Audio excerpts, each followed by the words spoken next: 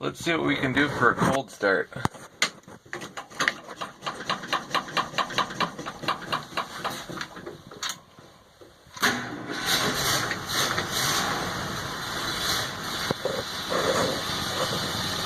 Not bad.